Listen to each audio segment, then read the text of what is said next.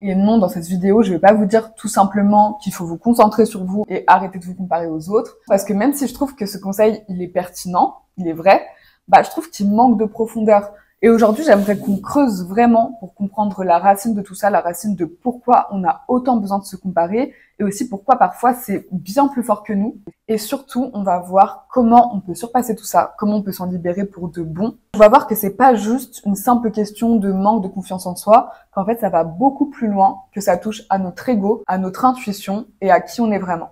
Bienvenue sur cette chaîne, si vous êtes nouveau, moi c'est Lydia. Et c'est parti, on entre dans le vif du sujet. Premièrement, pourquoi on se compare? En fait, se comparer, c'est une habitude qui vient souvent de notre ego.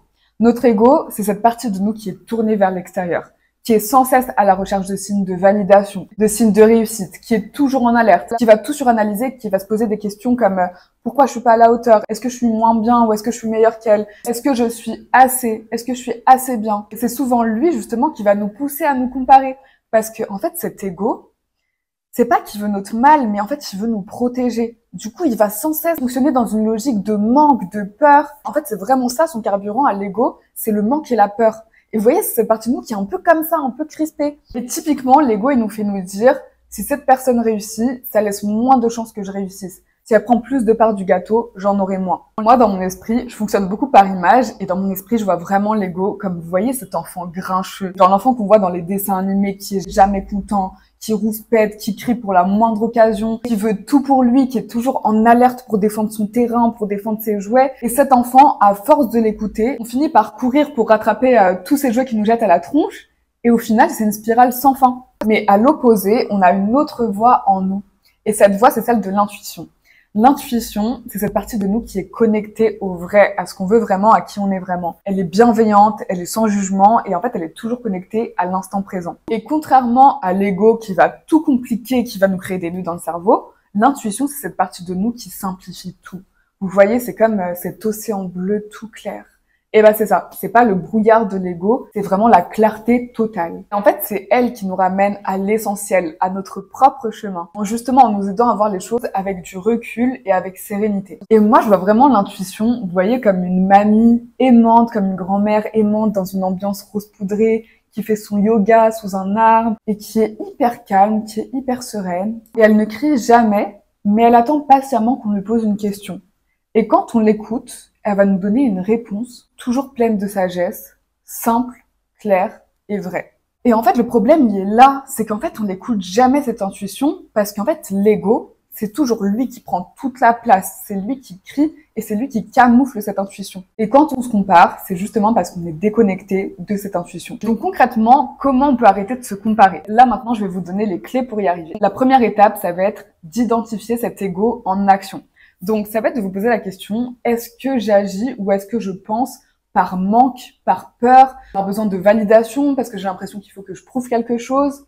Si vous répondez oui à une de ces questions, ça veut dire que c'est l'ego que vous écoutez. C'est l'ego en tout cas qui vous parle. Et rappelez-vous qu'en fait l'ego, il est souvent guidé par des illusions, par des choses qui n'existent pas, par des attentes qui sont irréalistes. Et une fois que vous avez identifié ça, que vous avez identifié que c'est l'ego qui est en action, l'objectif, la deuxième étape, ça va être de vous reconnecter à votre intuition.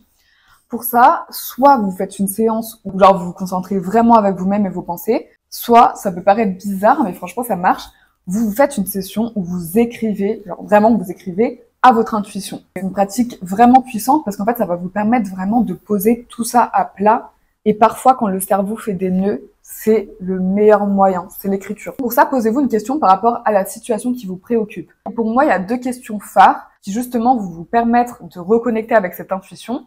Et c'est ces deux questions-là. La première, c'est tout simplement pourquoi je ressens ce besoin de me comparer aux autres, vraiment pourquoi. Et la deuxième, c'est qu'est-ce qui est important pour moi. Et ensuite, et là c'est une étape importante, vous allez fermer les yeux, vous allez vous recentrer sur vous, vous allez respirer profondément et vous allez vraiment adresser ces deux questions, non pas à votre cerveau, non pas à votre ego, vous allez vraiment l'adresser à votre intuition, donc à votre cœur, à votre ventre. Vous allez vraiment... En fait, qu'est-ce que vous dit votre cœur au fond? Par exemple, une amie qui est hyper jalouse, elle se compare toujours à la beauté des autres filles. Et si je lui pose la question, pourquoi est-ce que tu te compares? J'ai pas envie qu'elle me réponde parce qu'elles sont belles.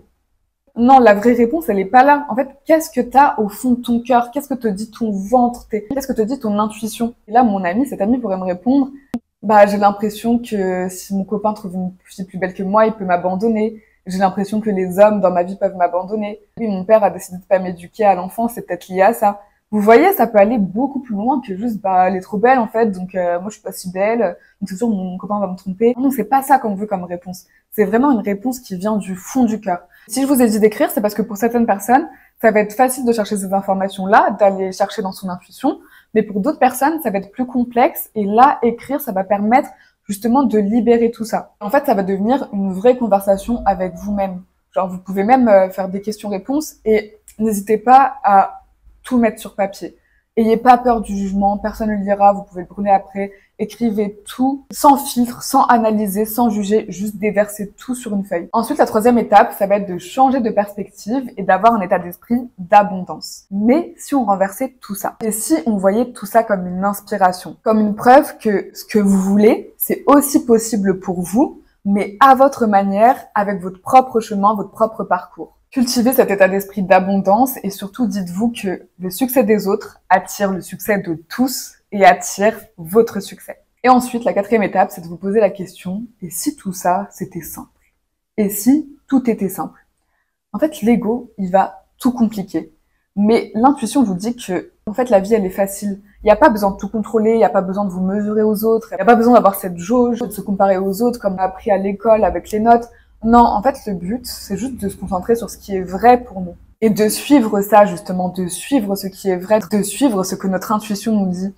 Et franchement, plus vous allez le faire, plus vous allez écouter votre intuition, plus elle va vous parler naturellement. Et imagine un instant que tu regardes ta vie avec les yeux de toi à 82 ans. Qu'est-ce que cette version de toi dirait? Cette version de toi pleine de sagesse, qui sait vraiment ce qui est important dans la vie, est-ce que vraiment elle te dirait de te comparer aux autres? Est-ce qu'elle te dirait de t'inquiéter de ce que les autres pensent? Non, elle te dirait juste de faire ce qui est aligné avec toi, de faire ce qui te fait vibrer chaque jour, de profiter de la vie, d'aimer les personnes sans te comparer, de voir chaque situation comme une opportunité d'apprendre et de grandir. Et mon quatrième conseil pour arrêter de se comparer, c'est pratiquer la gratitude et la patience. En fait, l'intuition nous rappelle que tout arrive au bon moment, que si ça arrive pas maintenant, ça arrivera après, que si ça arrive pas, c'est que ça devait pas arriver. Et la gratitude, c'est l'idée de voir ce que vous avez déjà dans votre vie et de le célébrer. Parce que hier, je me faisais la remarque, mais je me plaignais pour des trucs nuls. Et je me suis rendu compte que j'avais la vie de mes rêves, que j'avais la vie de la Lydia de 15 ans qui rêvait de cette vie, d'avoir un appartement trop beau, d'avoir un copain incroyable, d'avoir un CDI qui me donne un peu d'argent pour voyager. Enfin, en fait, parfois, on voit ce qui nous manque et on voit pas ce qu'on a déjà. Et ce qui nous manque prend beaucoup trop de place, genre ça prend 80% de la place, alors que tout ce qu'on a, on pourrait inverser la tendance. Et en fait, c'est parce que on est tiraillé sans cesse entre justement cet ego et cette intuition. Et j'aimerais bien que vous me disiez aussi en commentaire si vous voyez de quoi je parle déjà, si vous voyez, si vous avez aussi cette tension parfois entre votre intuition, entre votre cœur et entre cet ego. Est-ce que vous sentez vraiment ce tiraillement? Parce qu'en fait, se comparer, finalement, c'est humain. On y retournera sans cesse. Je pense qu'on retombera toujours dans la comparaison à un moment donné. Mais à ce moment-là, il faut se rappeler que la clé, c'est d'écouter notre intuition. C'est de faire confiance à la vie et à la simplicité de la vie. Et de remettre aussi les choses à leur place, en fait. Que on est juste des êtres humains sur Terre et qu'on n'a qu'une vie et que ça sert à quoi de se comparer? Est-ce que ça nous fait nous avancer? Et aussi retenez que plutôt de nous comparer, alors ok, si on doit regarder les autres, qu'est-ce qu'on doit faire? On doit juste chercher une source d'inspiration. On doit se demander qu'est-ce qui nous inspire chez cette personne? Pourquoi? Qu'est-ce que ça fait résonner en moi? Et aussi on peut se demander, mais en quoi je suis différente? Et en quoi je veux être différente? Parce que c'est en cultivant votre différence, votre unicité, que vous allez vivre une vie qui vous plaît à 100%, que vous allez vous révéler et que vous allez réussir à votre manière. Donc voilà, mon conseil, c'est de réécouter cette vidéo pour vous forcer à reprogrammer votre cerveau, parce que ça demande vraiment beaucoup de travail de reprogrammer son cerveau pour arrêter de se comparer. C'est un travail de chaque jour. Et pour vous donner mon exemple personnel, parfois ça m'arrive de me comparer ces derniers temps sur YouTube, parce que, comme vous le savez, je suis sur YouTube depuis pas hyper longtemps, donc je me compare parfois aux petits créateurs qui vont beaucoup plus vite que moi, et parfois je me dis, mais pourquoi? Moi, j'ai pas une croissance comme ça, hein. Mais très vite, je me reconnecte à mon intuition et en fait, je suis trop contente. Je suis trop contente de voir des personnes qui explosent sur YouTube parce qu'elles le méritent. J'aime trop voir des personnes qui s'épanouissent, qui parlent comme ça, qui donnent des conseils, qui parlent de ce qui leur font vibrer. Et je trouve que c'est ça le plus important et c'est ça la vie. Si vous pensez que cette vidéo peut aider quelqu'un, pensez à la partager parce que je sais vraiment, enfin là, j'ai parlé de ma comparaison sur YouTube, mais ça peut être beaucoup plus grave. Enfin, je sais que la comparaison, la jalousie, ça peut prendre des proportions énormes. J'ai une amie qui est touchée par ça. Et franchement, ça lui gâche sa vie. Donc, je sais que c'est un sujet hyper important et qu'il faut pas le prendre à la légère. Donc voilà, si ce que je dis peut aider, je suis trop contente.